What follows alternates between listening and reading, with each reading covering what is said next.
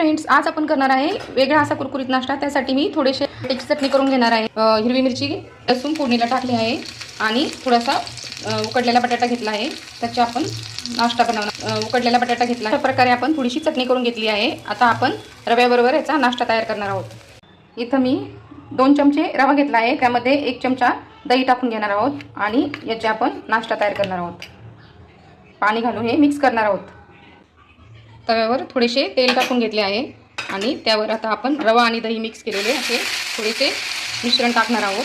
ते असे थोडेसे समान करून घेणार आहोत गोल।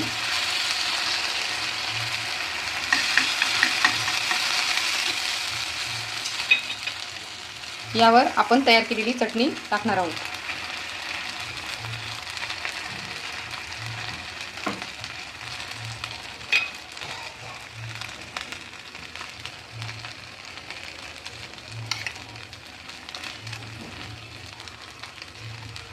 अशा प्रकारे आणि वरतून याला परत आपण मिश्रण टाकून पॅक करणार आहोत।